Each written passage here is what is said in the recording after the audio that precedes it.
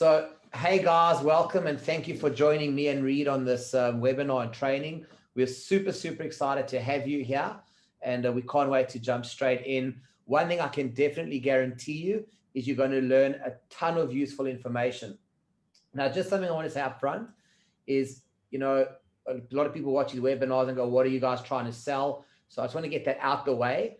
Both Reid and I do run businesses. I'm going to tell you about them. There are offers at the end of this, but that's absolutely not the reason to watch this at all. The reason to watch this is there's unbelievable content and valuable information that you're going to learn about selling, making millions of dollars without you buying any inventory. And I think that's what's really interesting here, and exactly how we go about doing this, including how we source and develop our products in China. So I really encourage you to listen to this, go through it all. There's nothing but knowledge to be gained. So guys, get a pen and paper, make some notes. We're going to do a live Q&A as well after this. So you can just write your notes down and we can spend some time chatting about it for 15 minutes at the end of the training. And just some brief background. I'm David Hoffman. I'm the co-founder of GlobalTQM. Our business really helps people source and develop products in China. We've got an office of over 50 people on the ground in China, and that's what we do all day, every day. Reid, I'm super happy to have Reid joining us today. Reid's absolutely awesome, a long-term friend of mine, and Reid is the founder of Braag, which are specialists, and Reid himself in particular is a super expert, and we're lucky to have him with us today on crowdfunding, raising money, and building campaigns and 7 to 8 figure e-commerce businesses. So we're super happy to have Reid on board, guys, and he's got a ton of information to share with us. And like I said, keep your questions to the end, and we'll go through as many as we can, and whatever we can't answer, we'll try and follow up with emails and information. So guys, this is a very casual training session. We've got a lot to cover. So I'm going to hand over to Reid now to get things started, and I hope you enjoy, guys. Reid, over to you, buddy. Awesome. David, thank you so much. Appreciate the introduction and the warm words here. All right, let me, David, if you don't mind making me the host here. Yeah, done it. You should be working. Excellent. I am going to go ahead and share my screen. Okay.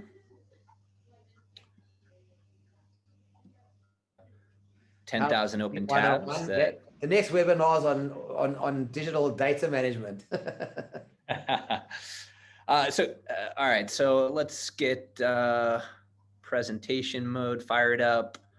Okay, just I guess a few words here before we dive in.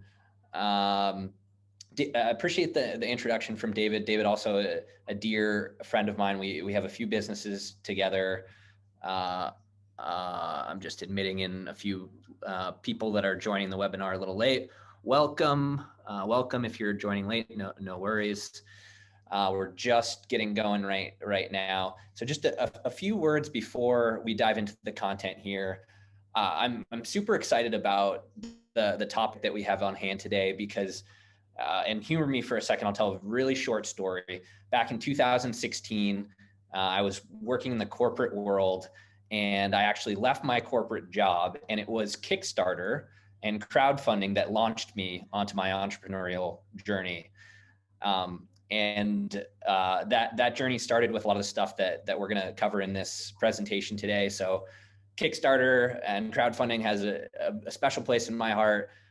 It's pretty much all we do all day, every day.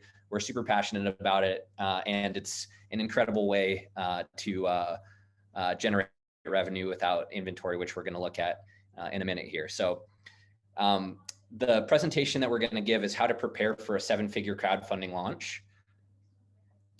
On the agenda for today, we're going to talk about what is crowdfunding. We're going to look at some case studies. These are real case studies of either our own products that we launched on crowdfunding or clients' products that we launched with their help. How to prepare. How to create a Kickstarter video with some soul, creating a Kickstarter page that's optimized.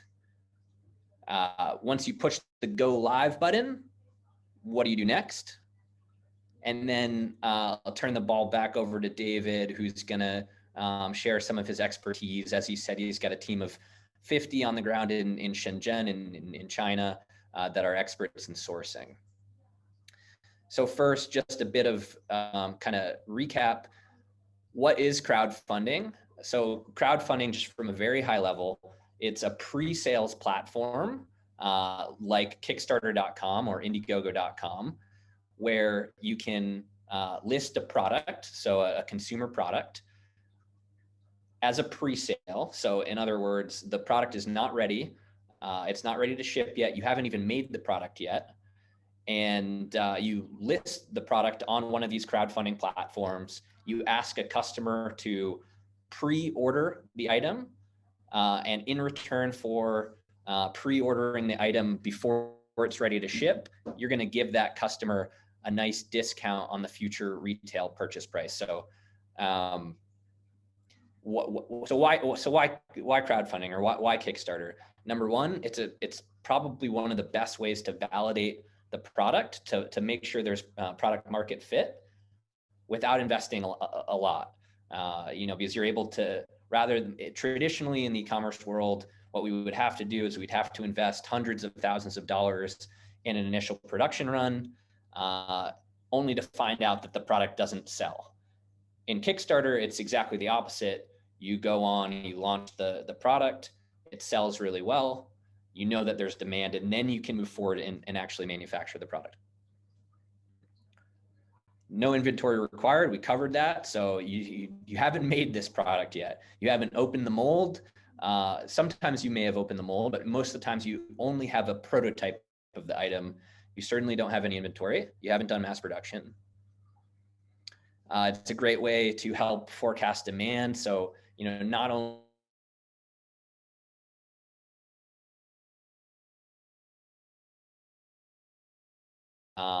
what sizes are people going to order if you're selling something like shoes or apparel.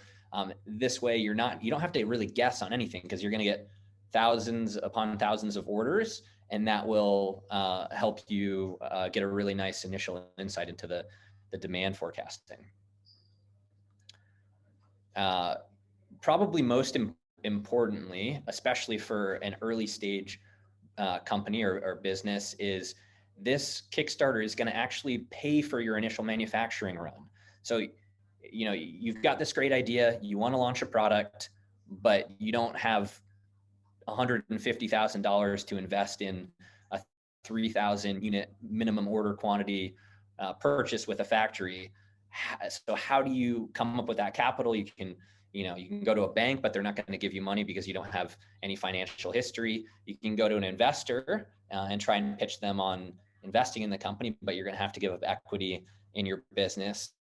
Or you can go to something like crowdfunding, like Kickstarter, and you can pre-sell the product. You don't give away any equity in the business. You're simply selling the product.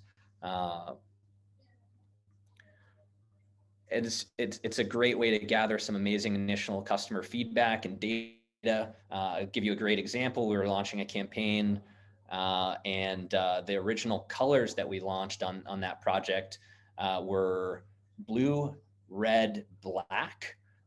Midway through the campaign, we surveyed the customers that had already backed the project.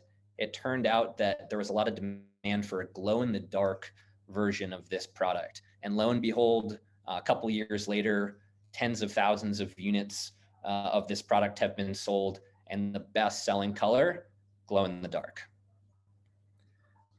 You get to acquire a passionate initial customer base of brand advocates. So Kickstarter backers, for better or worse, usually for better. They're a very passionate initial customer base. They're gonna you can leverage them to do some amazing customer reviews, get initial user-generated content, leave reviews on your website, leave reviews on Amazon, and just generally get an initial cohort of early customers. It creates a ton of buzz. You're driving most of the time millions of impressions using Facebook ads. You're generating some initial SEO. You're getting written up by all sorts of press publications. All of this buzz and kind of online clout it's a great kind of initial product launch vehicle. SEO, so if you're launching a product that is a hydro-powered shower speaker, the title of the project is going to say hydro-powered shower speaker. When somebody searches for a hydro-powered shower speaker, that's going to come up later, so it helps with SEO. You're going to leverage that initial success, and you're going to launch into other channels like Amazon, wholesale, etc. All right, hopefully you're convinced. Now let's talk about how we do it.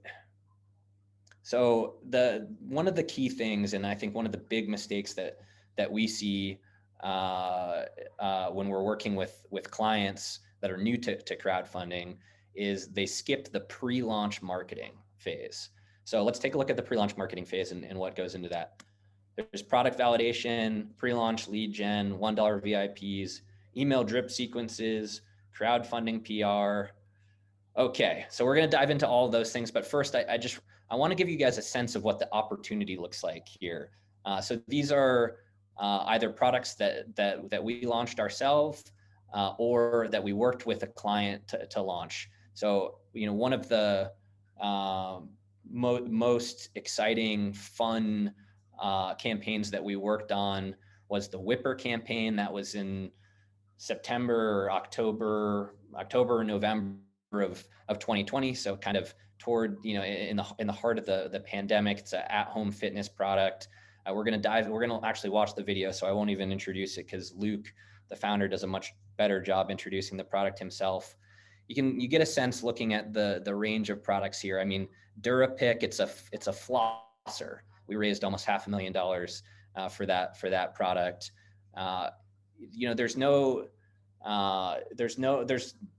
You can launch anything. There's really no limit. There are some limits. You can't launch a pornographic related product, or there's a few categories that aren't going to fly here. But for the most part, if it's a product, you can launch it on Kickstarter.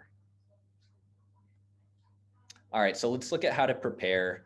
I just want a few kind of notes in terms of things that you need to have in order to have a six-figure crowdfunding launch. You need to have a great product. So, that goes without saying. Everything that we're talking about here, none of it really matters if you don't have a great product. Of course, you need great marketing. You need a kick-ass pre-launch marketing campaign, but you need to have a great product. Facebook ad skills, and we're going to look at it kind of the different ways that we leverage Facebook ads for Kickstarter campaigns. And again, there's going to be a lot to digest here. Don't worry about soaking it all in right now. There's going to be time for Q&A at the end. We're going to send you these slides and a recording of this webinar. You don't need to become a Facebook ad expert today. There's plenty of great agencies that you can partner with, like ourselves, if you're not a Facebook ad expert in-house. But Facebook ad skills are an essential part of the Kickstarter launch process. High converting Kickstarter page, we're going to take a look at that. Okay, so just a few more words about why it's really important to have a pre-launch, to invest in a pre-launch marketing strategy. So this is before your Kickstarter has even gone live. We want to run about a 8 to 12 week marketing campaign, and there's a couple of reasons, and you can kind of see why from a data and sales standpoint on these graphs. But the main reason is on day one, when you go live, when your Kickstarter launches, and to recap a little bit, a Kickstarter runs from 30 to 60 days. It's only live for a set time period. That's called the funding period. When you hit go live on day one, you want to make sure that there's going to be a lot of action, that there's going to be hundreds of backers that are coming onto the project and supporting it right out of the gates.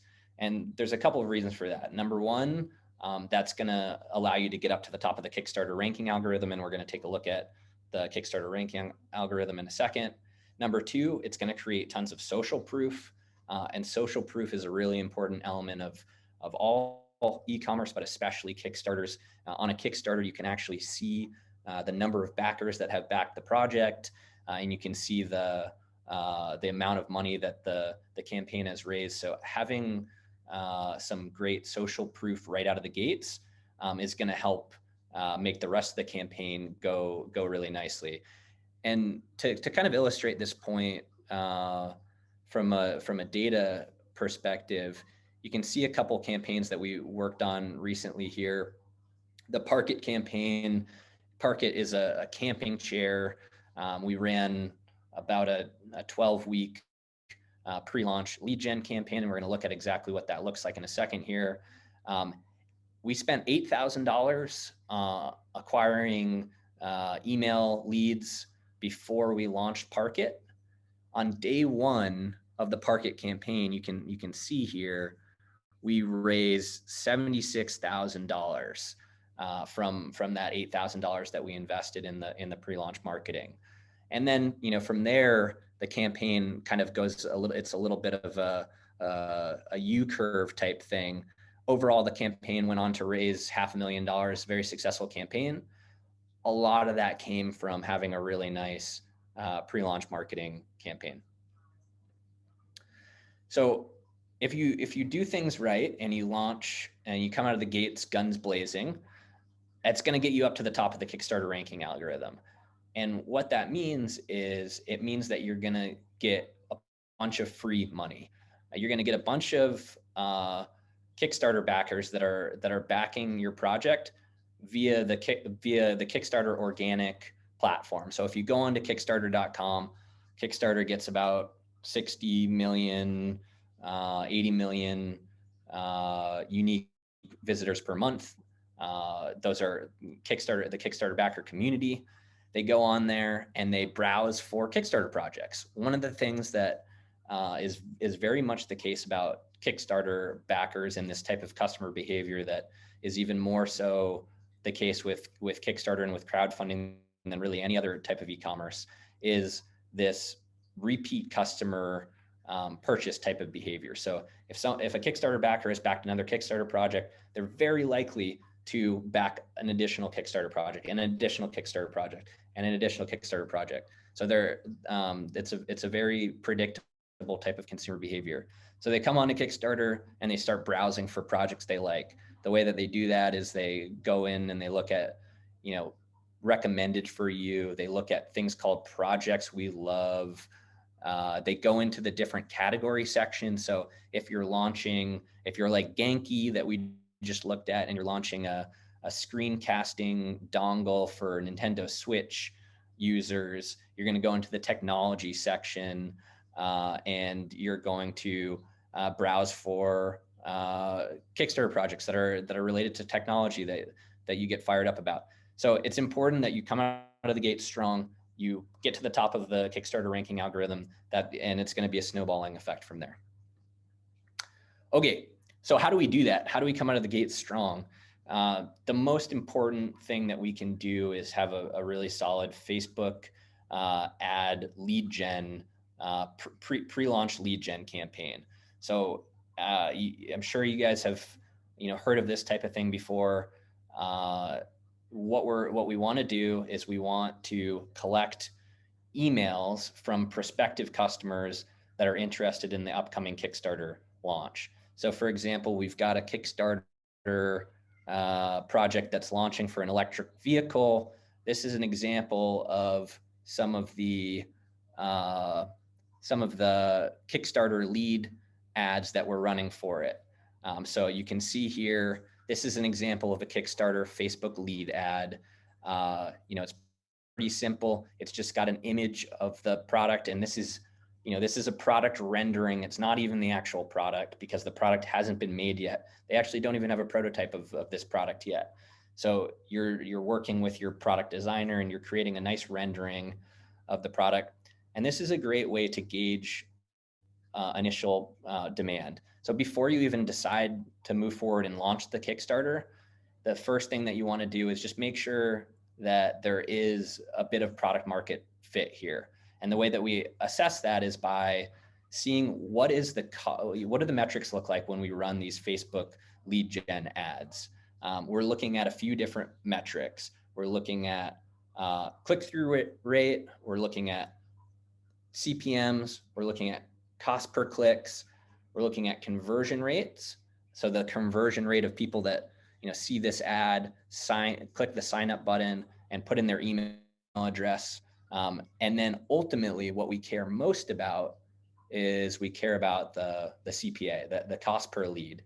And what, a general good ballpark number to keep in mind is we're looking for cost for leads of $2 or less.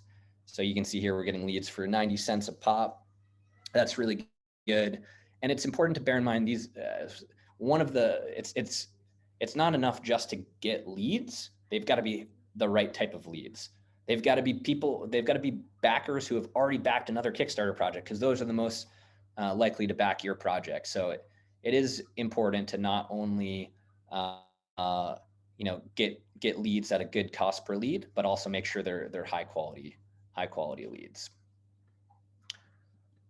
Okay. Now, one of the issues with just collecting emails via the pre-launch marketing lead gen is that it is a little hard to assess what is the quality of these leads that I'm gathering. Yeah, they put down their email address and they said they're interested in the upcoming Kickstarter launch, but when push comes to shove on launch day, are they going to put down their hard-earned money and actually buy the thing?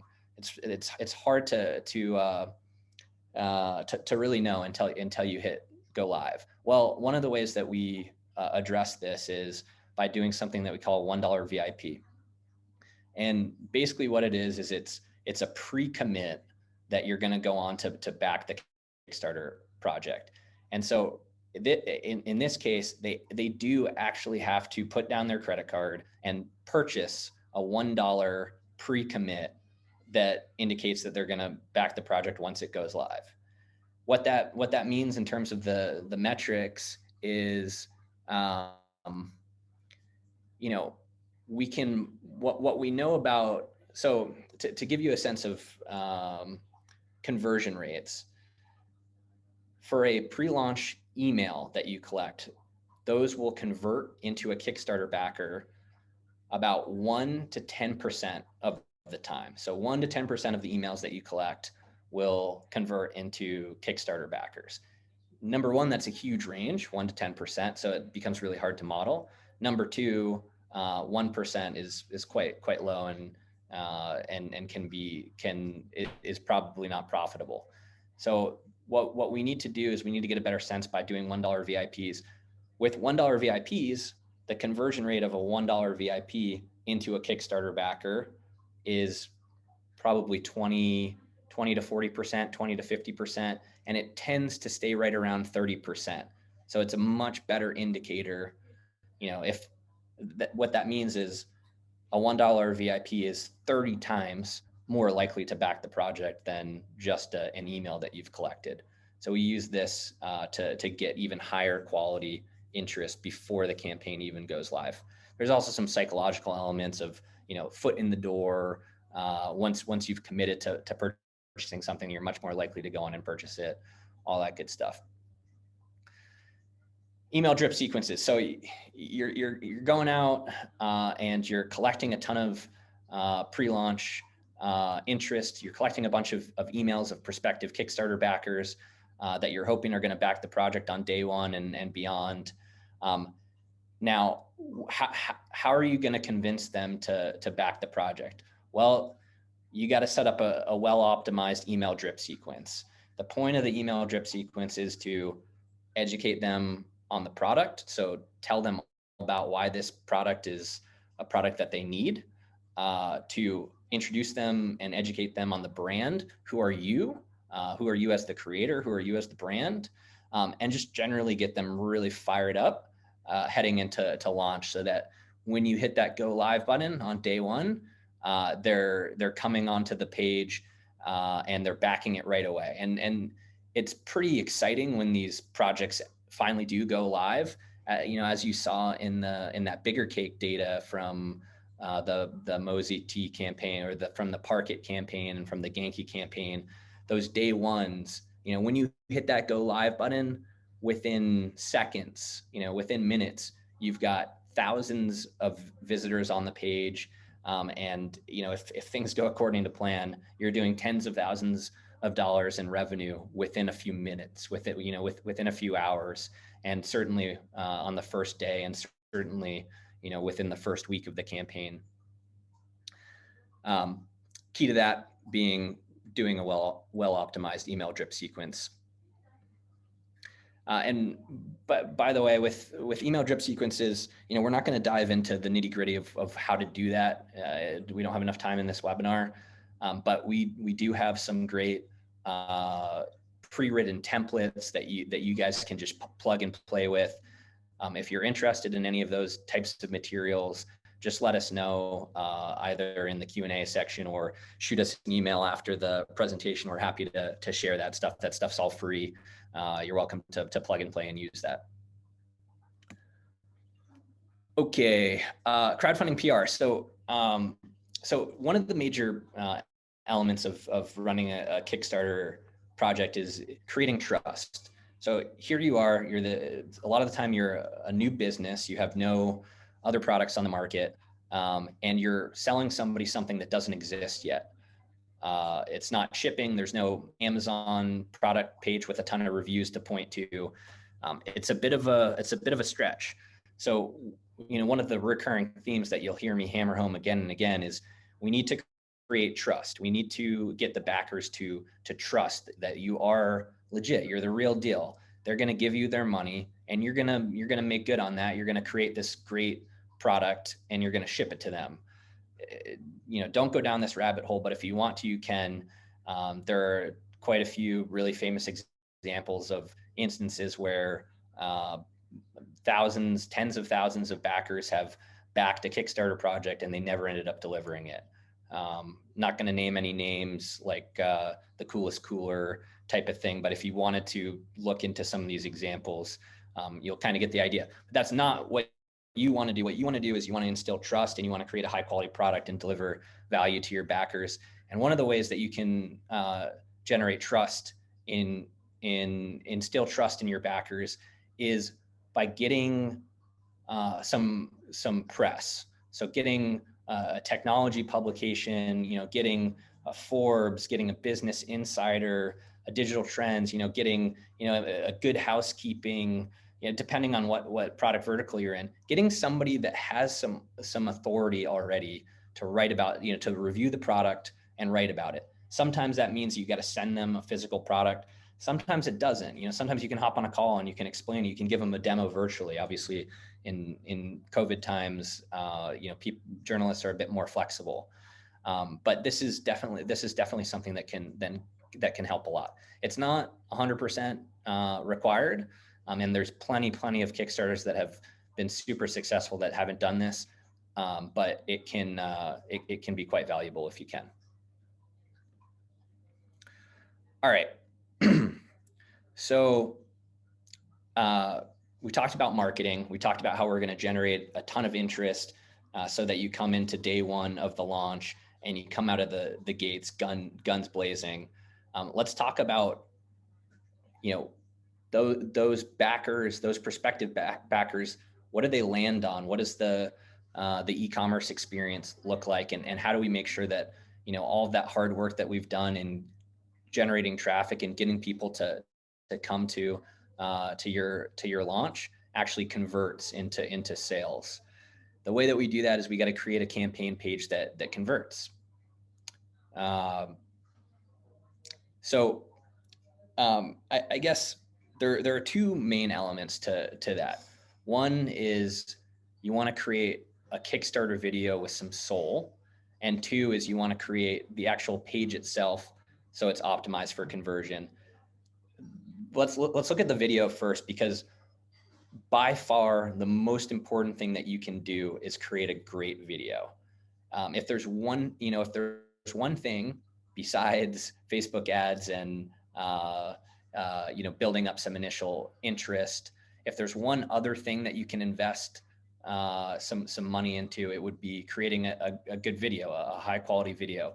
So what I'd like to do is I'm just gonna I'm gonna play the Whipper video. So Whipper, again, raised $3.5 million pre-selling It's an at-home fitness product, raised $3.5 million on Kickstarter. Let's take a look at what the video that did that with. This is one of the only things that people saw that convinced them to pay $300, to give $300 for an item that doesn't even exist yet. So let's take a look at that. Meet Whipper, the world's first 3-in-1 stand-up paddle, cross-country ski, and rowing machine, specifically designed for travel and home gyms. Whipper makes the need for big, bulky machines obsolete by providing smooth resistance and a realistic paddling, skiing, and rowing experience. It's so good that we managed to impress a former NASA engineer. Yeah, it's solid. It feels well built. This feels like a good piece of equipment. That's pretty awesome. I'm breathing. That was like a minute. I'm not even max resistance, and I'm breathing a little bit. I like it, you guys. I'm impressed. I'm a believer now that actually having seen it and used it. Like all great inventions, Whipper was created out of necessity. I spend a lot of time on the road filming for Discovery Channel, and it's difficult to get a good workout in when you're living out of a suitcase. So there I was staring down yet another dirty hotel gym with broken equipment. And I just thought, there's got to be a better way. I looked everywhere for a portable rowing machine, a ski or paddle machine, and I just couldn't find one. So I teamed up with some really smart people to build one that does all three. We partnered with Shape Products, a world-class design firm in Canada, to take on the challenge. Whipper measures just 6 inches by 6 inches and weighs around 6 pounds. It's built for your lifestyle, and you can store it next to your sneakers. It's also great for travel, as it packs easily in your carry-on bag or luggage. Okay, it's cool, it's small, but how does it work? To get started, simply secure Whipper with the inflatable anchor, or to almost any fixed object with the webbing anchor. Dial up or down the resistance, and add one of our accessories. To stand-up paddle, attach our 2-piece adjustable carbon fiber paddle shaft, take a few steps back, and start paddling. To increase difficulty, try adding a stability disc, a BOSU ball, or a balance board.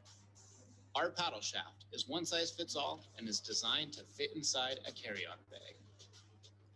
To cross-country ski, secure a ski accessory to a door, anchor Whipper in the inverted position, adjust the cable length to suit your height, and start skiing. This accessory is also designed for easy travel. To row, attach Whipper to our compact rowing sled, secure your feet, and get to work. When you're done, you guessed it, the sled breaks down in seconds for easy storage or travel. Whipper is a sensibly priced investment in your fitness lifestyle. To get similar functionality out of other machines, you'd have to spend over $4,000 and take up a bedroom in your house. Our pricing will get you all 3 modalities for less than 10% of that. After over a year and well over $1 million in development, Whipper is set to be a revolution in the home and portable fitness market. And thanks to our amazing backers on Kickstarter and Indiegogo, we've raised almost $5 million in just 4 months. In the first few months of 2021, we are set to deliver products to over 11,000 customers worldwide. And it's not too late. There's still a few weeks left to get your name on the list for first round delivery and to save around 30% off the retail price and be among the first to get Whipper fit. Awesome. Thank you, Luke. So Meet Whipper. yeah, let's take a look at the different elements that went into that. I'm just going to get them all out here. Okay, so as I said, running a successful Kickstarter, it's all about trust. And if you look closely at this video, you'll see there's a lot of really great trust indicators that are built into it. With any video, compelling video, you want to draw the audience in the first 5 seconds.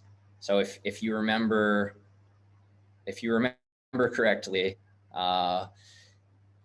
when we were watching the video, the first 5 seconds, they're right into the action. They've got a guy, he's on a stand-up paddleboard, paddling. They've got somebody on an erg. It's not the cleanest looking thing, but it draws you in right away. We want to leverage social proof.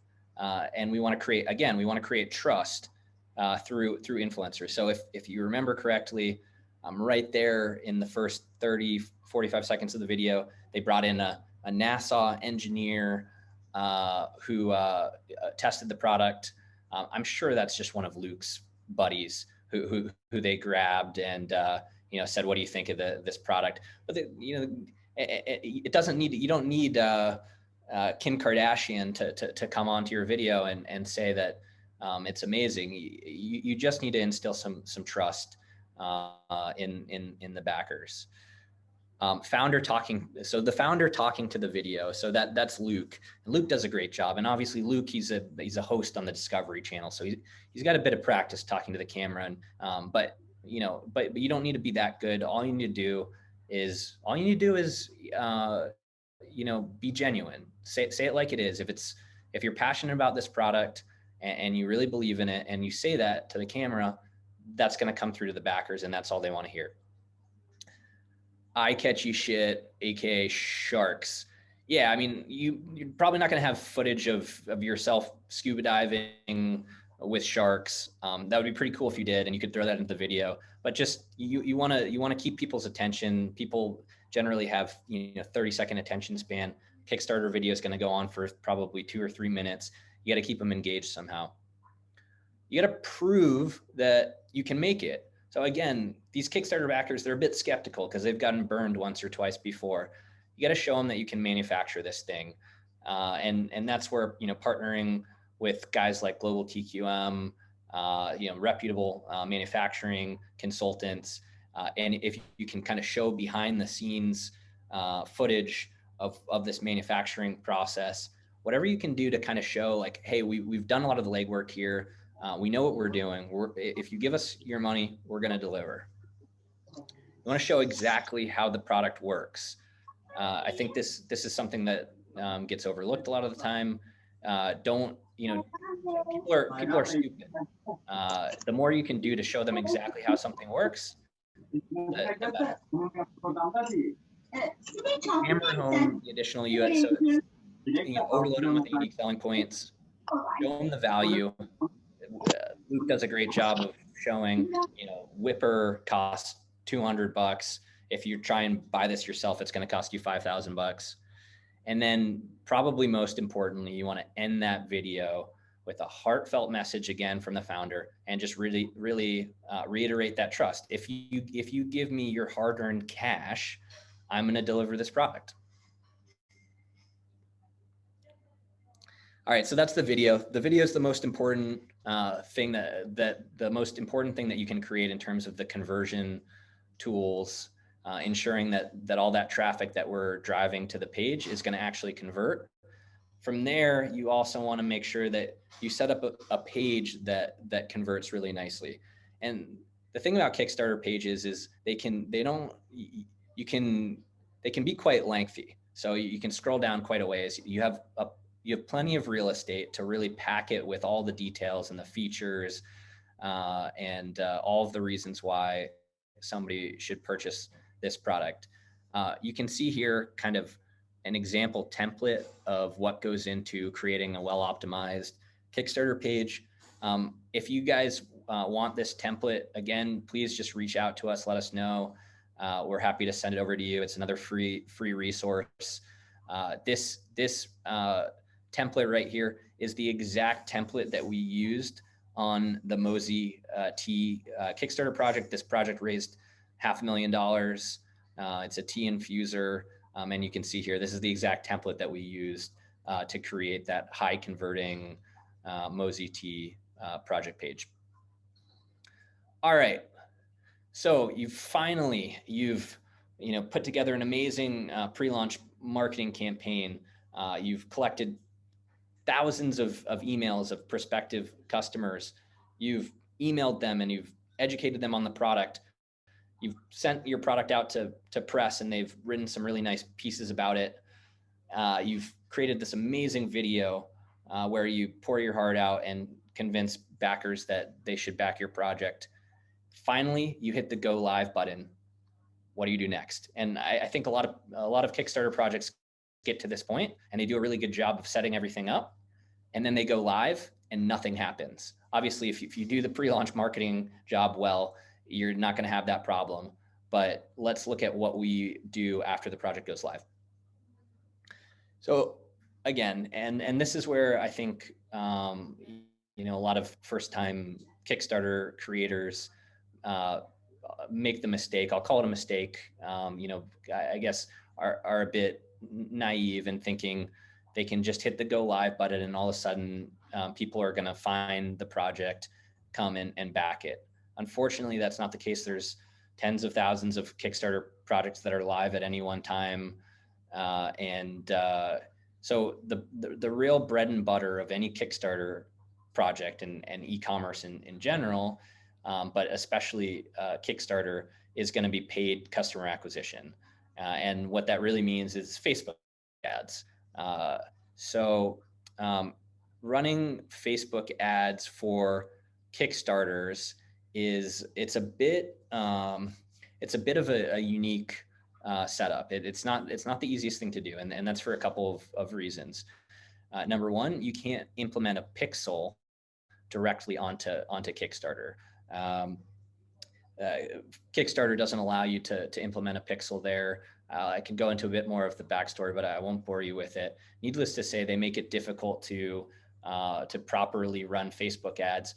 We've built some amazing software that kind of helps address this issue and allows us to track ads effectively so that we can actually measure purchase conversions, which is one of the keys to running successful Facebook ads. You need to be able to track conversions, feed that data back into the Facebook algorithm, which is super intelligent and is going to optimize those ads and help you scale. Running Facebook ads is a crucial part of your strategy once you go live. What we're looking at here, this is an example of ads that we were running for Whipper. For Whipper. You can see the exact creative that we were using. It's kind of a point of view picture of a girl using the Whipper rower. It's got a little bit of copy around what the product is. It's got, we're highlighting the fact that they're getting an extra deal for pre-ordering.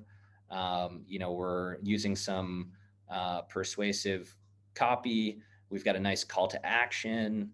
What does this look like in terms of the metrics?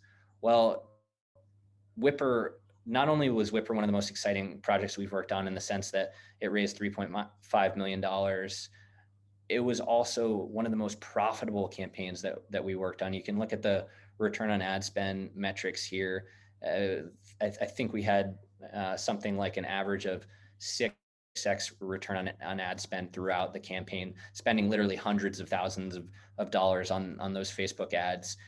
So at a very big scale, still extremely profitable. That's not always going to be the case. We've worked on plenty of campaigns that don't have these kind of amazing metrics, and you don't need these kind of amazing metrics to have an unbelievable success. But every once in a while, you've got lightning in a bottle. Okay. So outside of Facebook ads, which really, again, it's the workhorse, it's the bread and butter, there are other channels that you can use to drive traffic and revenue onto your Kickstarter. You've got email newsletters and affiliate marketing. So email newsletters, there are a few really famous ones that you should absolutely be in. They're going to be profitable for you. They're going to generate thousands of dollars in revenue for sure. And those email newsletters are BackerKit. And by the way, we're very good friends with the guys over at BackerKit. They're great guys. If you're interested in being in their newsletter, let us know. We have some special deals that we can get for our clients in terms of free newsletter placements, as well as some discounts on their fulfillment software. So please let us know and we'll connect you with them. We've got Product Type. And then there's a handful of others like Backer Club, Backerland. Those ones are less expensive to be in. It's worth being in all of them. They're all going to be generally profitable, and will generate a meaningful amount of additional revenue. Worth noting, Kickbooster is an affiliate platform, so there are ways to leverage affiliate marketing with Kickstarters. Basically, what you're going to do is you're going to list your product on Kickbooster, and that's going to allow potential affiliate partners to come on and see, okay, I know Whipper is giving 10% rev share on their campaign. I'm going to write a blog post for my tech blog, and that's another additional traffic channel. Last but not least, cross promos. Cross promos they're not going to amount to a very significant amount of your total revenue from a percentage basis, but it's a good way to get a few thousand, if not tens of thousands of additional revenue. And the great thing about cross promos is they're 100% free. A cross promo, essentially what it is you're reaching out to other Kickstarter creators that have projects that are live, and you're saying, hey, this seems like a good fit for our backers. We've got 1,000 backers of our portable rowing machine. I can see that you have a countdown timer for CrossFit enthusiasts. It would be great if we told our backers over at Whipper about your Timebirds portable countdown timer for CrossFit enthusiasts. You send backers from your project to their project. They send backers from their project to your project. And it's a free way of cross-promoting each other's campaigns. Whew. All right. That is the end of my portion of the presentation. I know that was a lot to absorb. We talked about a lot of technical marketing stuff,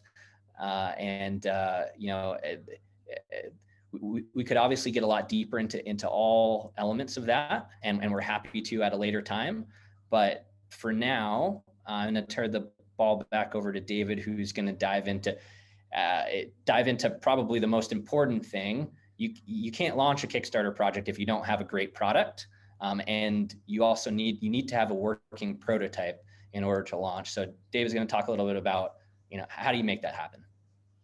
No, thank you for that, Reid. And guys, I know that was a lot of information to digest, but let me just say that the following, and that is, it's so essential that even if you can't do it yourself, because there's lots of great people out there that can help you do it, like Reid and Braag and his company. But the key thing is, whatever you do, and this is a formula that's worked for me for many years, is you have to at least understand what's needed, what's required, and what it takes before you can outsource anything. So at the very least, I don't want you to get caught up necessarily in the technical aspects, but rather just understanding the principles of it, because you can't do it successfully, or anybody do it successfully for you if you aren't really engaged in a part of that process. So that's kind of one of the big takeaways I want you to have from this. Now, to Reid's point, it does all start with a great product. It doesn't matter what marketing you do. And I can tell you firsthand, I ran a Kickstarter campaign with a product I thought was great, and I realized very quickly it wasn't as good as it should be. And, it's just one of those learning curves. So having these discussions with Reid, I just wanted to kind of touch base on a few things and why my view on campaign on these Kickstarter and crowdfunding has completely changed.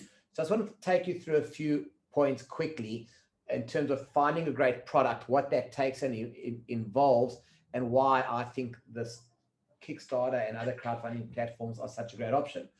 And the key thing is, research takes a long time. It takes a lot of time to source products, to develop products, to create products. The second key ingredient here for me is inventory costs money up front. So I've spent the last few years helping so many entrepreneurs build their businesses online, build their Amazon businesses. And the biggest challenge they all have is finding the right product and then sourcing the right manufacturer to make that product. And then the next challenge is, where do I find the money to invest in it? And it never actually occurred to me that there's a way to do things in a different way. whatever platform you sell on, guys, it costs money. Whether you're selling on Amazon and they're charging you 15%, or eBay, or any platform you sell on costs money. And the platforms that don't cost money, Shopify, direct to consumer, they cost money in marketing. In fact, Amazon costs money in marketing too. You got to run ads on Amazon. You have to run ads on Shopify, on Facebook. Whatever you do to launch a product, you have to spend that money. So what's fundamentally changed my view, and I say this after helping so many entrepreneurs get to where they want to go, is why not do this in the reverse order? And this is what blows my mind about this whole concept, is do it in the reverse order. You're going to spend that money anyway on marketing costs, guys. It's never, ever happened where somebody launches a product, doesn't spend the money up front on marketing, and is successful with it. It's just quite rare. It's maybe happened 1 out of a million times. So the concept of doing that in reverse order, spend the money on marketing, validate the product, as Reid was saying, just validate that product online first, see that customers actually are even interested in it and are going to like it, and that you can generate enough interest before you spend the rest on inventory and all the rest of it. I get quite excited talking about it because it really does blow my mind, and it's just a concept that I'm super, super passionate about and I believe in so strongly. I've just seen guys go through the journey. They'll spend the money on inventory, on research, on design, then they'll get it to market, and then they'll start running their ads and go, oh my gosh, this product doesn't sell. How do I undo this mess? So it's completely transformed my thinking. The other key ingredient here, which I've just added to the screen, is content. Guys, you can't sell and market a product with content, without content. It doesn't matter where you're going to sell it. You need videos, you need great graphics, you need great copy. It's a package deal, right? And starting with something like Kickstarter or any crowdfunding, even just ad validation for that matter, it forces you to create some base level of content that can just see if that generates enough interest before you go further. So I almost feel like I used to think crowdfunding was the opposite way of doing things, but I'm convinced more than ever now it's the right way around of doing things. And I promise you, it's going to save you a lot of time, effort, money, and resource. And I don't want you to focus on the skills. We go through all the skills you need. I think what's important is you have to know what it takes and what the key things to look at are, so you can manage an outsourced team, or you can get a done for you service, or even if you want to do it yourself, you're going to have to figure that all out over time. So guys, let's talk about developing and sourcing products in China. So I tend to categorize these into 2 areas. It's custom product development and ready to go products.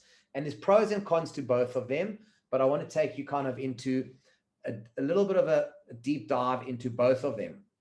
Let's start with custom development. So what is custom development? So custom development is when you got a product idea, some of the products you've seen shown like Whipper or some others, it's a new idea, it's a new technology, it requires a certain amount of investment. So I get entrepreneurs come to me and say, oh, I've got this amazing idea, how do we make it? And I go, well, I'm just going to let guys in here, sorry guys. So you go, well, this is a new technology, it's something it hasn't been done before. You need a lot of engineering power, a lot of time and resource to prototype it, test it, and get it right. Often it involves investing in new molds and tools. Sorry guys, I'm just going to go back. We're going to let in Fifi.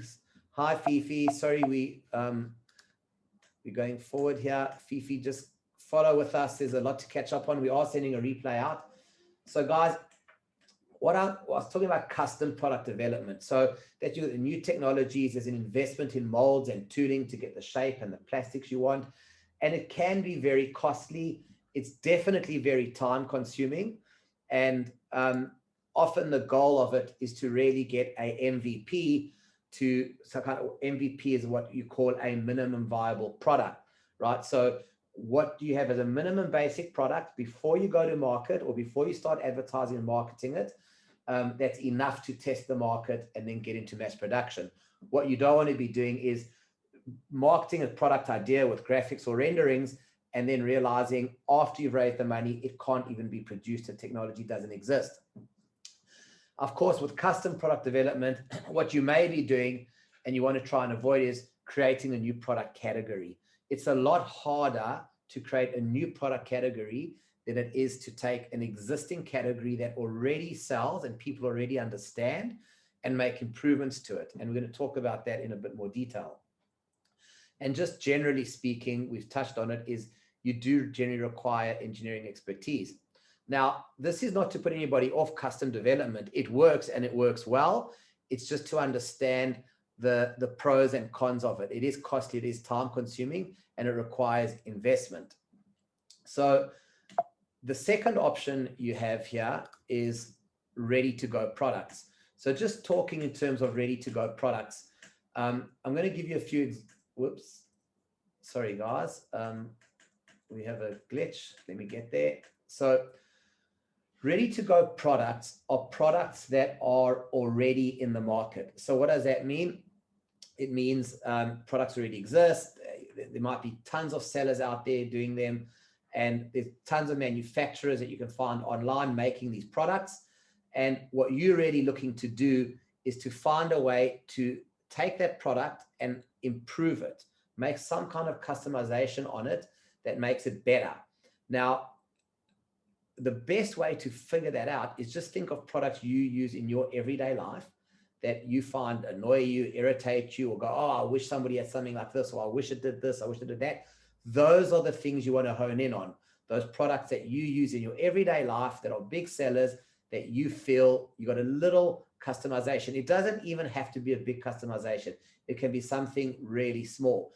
Now, this method of going to market with ready-to-go products is a lot cheaper and it's a lot faster. And it's already got an established market. So we don't have to create a niche. You don't have to create that education process that goes with a niche product. But the disadvantage is you generally have lower margins because you're fighting with a lot of competitors. But why I like it is, if you remember, a lot of the technical things you got to learn on your journey, whether you're selling on Kickstarter, whether you're selling on Amazon, there's a lot of technical skills you're going to learn along the way, a lot of knowledge you're going to acquire along the way. And I always feel it's better to go through that journey and get a little bit of competency in each of those areas, from logistics to marketing to ads to copywriting. You build a little bit of competency and experience first on ready to go products with some small customizations. And then you say, okay, now I'm ready to make that plunge and investment into my great idea that I've been dreaming of. And I just want to show you a quick case study here, guys. This is a company, Groove Life, who have actually launched 3 successful Kickstarter campaigns here. And their first one, which is Groove Ring, is an amazing product. And all they did was they took a standard silicone ring and they made an improvement, because the guy who founded the company said that he used to wear one and it was always sticky on his finger and sweaty on his finger. So he decided, what if I added these air ports in it so that it reduces moisture and it's easy to get off. And he had no e-commerce experience, launched his entire business with this one product on Kickstarter. And I think now on their Shopify store, they're generating just over $25 million in sales a year.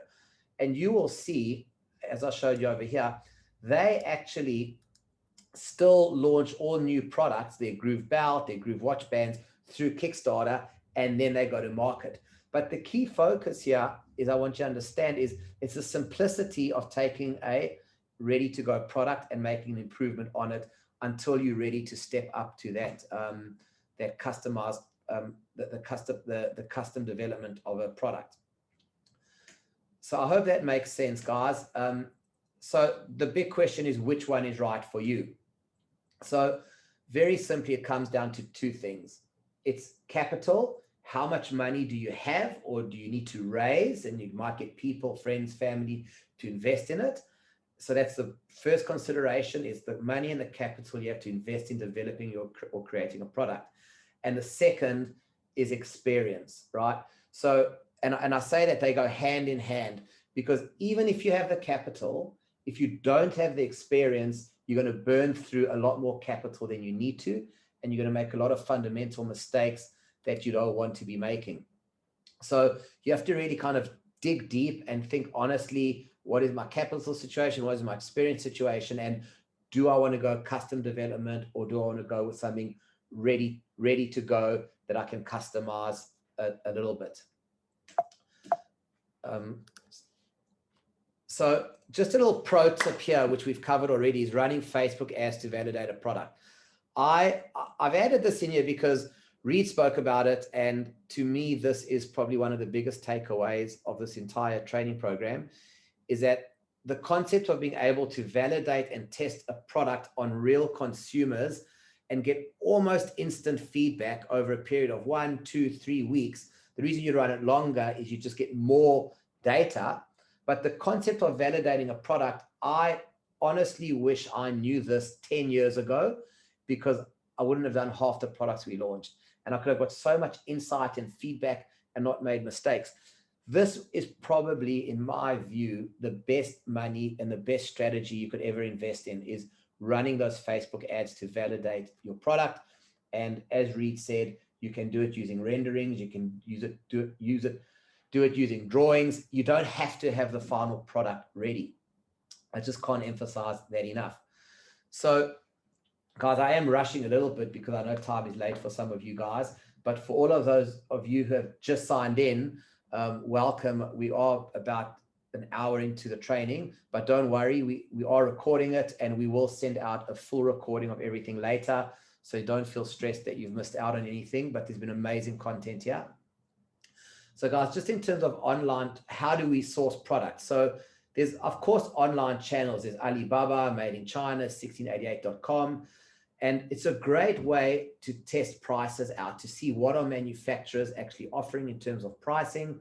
And, you know, do I think I can land the product and then sell the product at the price I think I can? And that's where Facebook ad validation comes in a lot.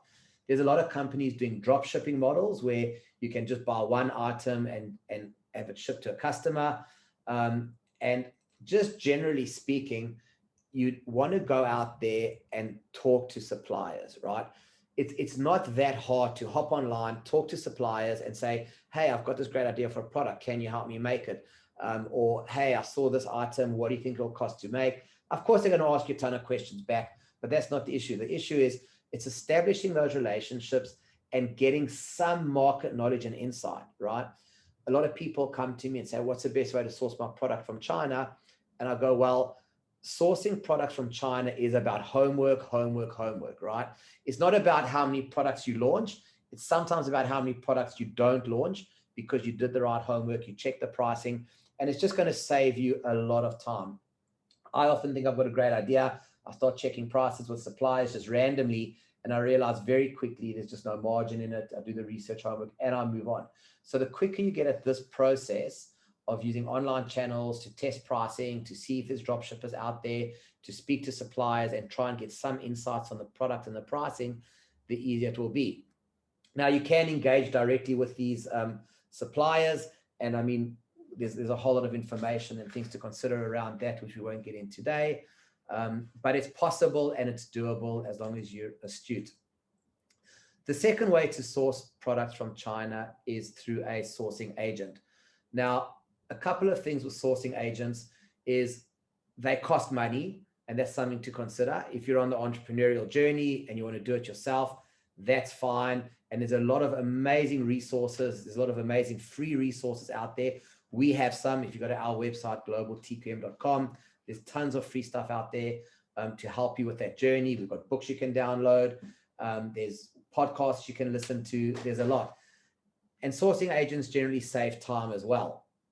So it's the cost versus time factor that you have to figure out.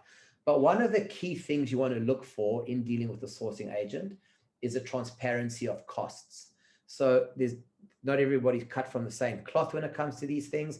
And I've had entrepreneurs tell me, oh, they went to somebody, they paid a big deposit, then they started doing the work, and now they don't know who the supplier is, they don't know what the compliance requirements are, and that they've been kind of trapped in a situation. So what I'm suggesting to you is it doesn't matter who you use as your sourcing agent and where you find them. What matters is the principles of engagement, and transparency of costs is a critical one to me. and understanding their expertise and the resources they have. What do I mean when I say that? I mean, we've encountered sourcing agents that are one-man shows that do a great job in one specific category, and that's fine. They don't always be as transparent as you want with costs, but you'll feel that out as you're building your relationship with them. And then, of course, but what happens is sometimes as soon as it starts getting a little bit more complex and moving into things like compliance or inspections or maybe some commercial matters that you want to discuss or resolve, they start becoming quite short on resource. And if you want to start branching out on new products, you start finding the limitation of expertise. Although they're often willing to help with certain product categories, they're going through a learning curve just like you are. The last point I want to raise is relationships with suppliers. Anytime you're looking for a sourcing agent, I can't stress this enough. Your goal should be to build a relationship with a supplier and a manufacturer, right? And any agent who doesn't want to help you do that and doesn't want to give you the information and allow you to do that is not somebody you should be working with.